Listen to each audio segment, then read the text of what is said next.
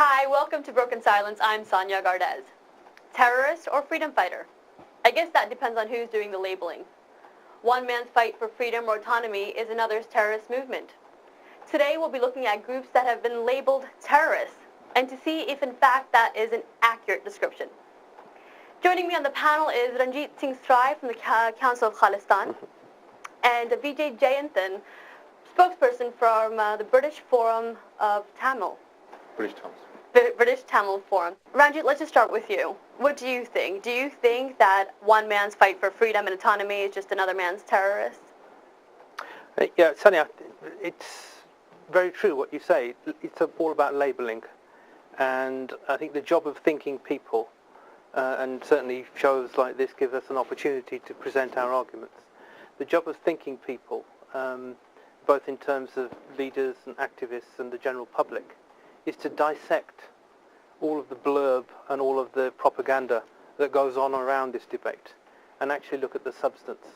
And my essential take on this whole debate is that we must not make the mistake of brandishing legitimate freedom movements that are out there operating in very, very harsh circumstances where actually it's not terrorism that's the real core of the problem, it's state terrorism. Before we go any further, can you just give us a little bit of history for people that are watching and aren't aware of what the Khalistani movement is? Can you give us a little bit of a history on that? Yeah, sure. The Khalistan movement, which came to the fore in the mid-1980s when the Indian government launched a full-scale military attack on the Sikhs, and there were images that came across television screens across the world of the Golden Temple of the Harmandir Sahib in Amritsar being attacked by the full might of the Indian army. Tens of thousands of people were killed, and subsequent to that atrocity there's been systematic state terrorism directed against the Sikhs. And the question really, I suppose the answer to your question is why, and the answer is that the Sikhs were engaged in a struggle for national self-determination, which is their right as a nation under international law. And it was in order to suppress that legitimate struggle for national self-determination that India unleashed, in effect, an undeclared war on a nation. So let me ask you this question. If the Khalistan movement is based on a people's fight for autonomy, and the Indian government is obviously not for that and is using violence to suppress that people, who's doing the terrorizing and who's doing the freedom fighting in that situation? Well, I think it's quite clear. I mean, human rights organisations from Human Rights Watch to Amnesty International and a whole host of domestic, local human rights organisations within Punjab and India will testify to the fact that there has been undoubtedly the use of state terrorism to crush a political movement. So it's not really a question of has there been state terrorism? There has been. And there's also now, unfortunately, a grotesque attempt to cover it all up. People who have been guilty of these crimes against people are being protected by a policy of impunity, which is being condemned by, again, those very same human rights bodies. So there was a massive amount of state terrorism. But the irony of it all is that who came out brandished as terrorists from that whole terrible decade and a half? It was largely in the public eye, it was the Sikhs who were brandished as terrorists. And the reason for that is obviously it was a huge propaganda machine operating for the Indian military and political establishment to say that the people who were causing the trouble, and it was effectively a law and order situation. Right, okay. Whereas it wasn't a law and order situation, it was a political dispute which they sought to settle through military means. So when a nation is using violence to get its way, because the definition of terrorism is using force or coercion for political gain. So when a state is using that, it is not branded a terrorist state or using terrorism. It's basically trying to keep its nation under control. Yet when people are exercising that same freedom of standing up for what it is that they want, what their movement believes in, they are labeled terrorists. Do you see that changing? Well, it's very true, and it's unfortunately a manifestation of what politics has become. It's expediency, self-interest. States that have power seek to maintain that power, and through what has effectively become a club of states, the United Nations, right, they very often abuse that power in order to maintain the status quo and to deny people their legitimate rights.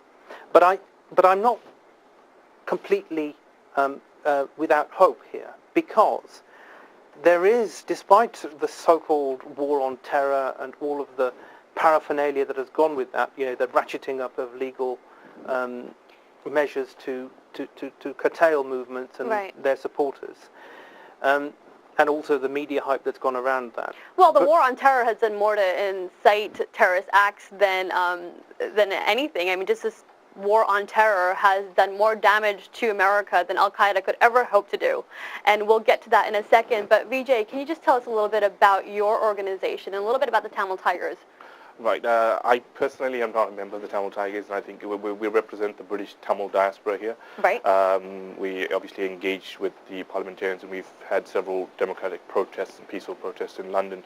But obviously, with the Tamil Tigers, they came on the scene in 1975, and the war escalated in 1983.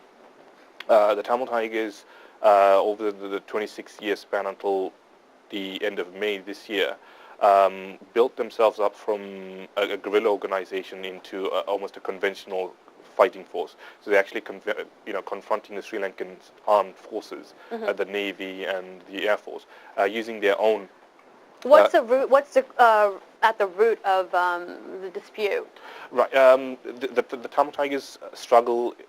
We can look at it as two aspects. One being the struggle for right to self-determination of the Tamil people on the island. Okay. And secondly, more importantly, it's a self-defense against state-sponsored genocide of the Tamil people. And we believe and the vast majority of Tamils feel, is that the Sinhalese majority have state power. The Sri Lankan army is Sinhalese, the police is Sinhalese, all the state power belongs to them, the presidents have consecutively been Sinhalese.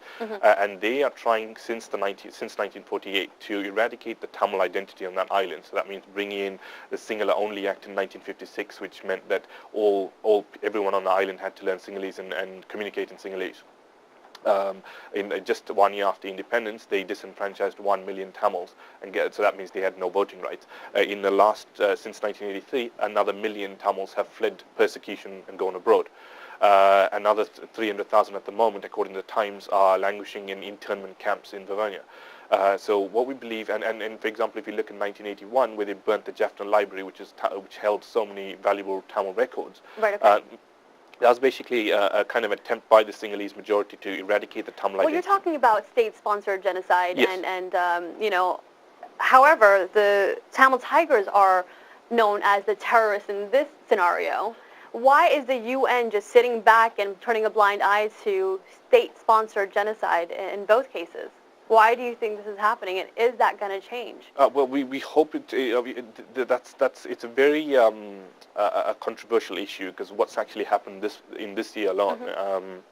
The Times at the beginning of June had a front page article where they said 20,000 Tamils had been massacred on the beaches of Sri Lanka. Right.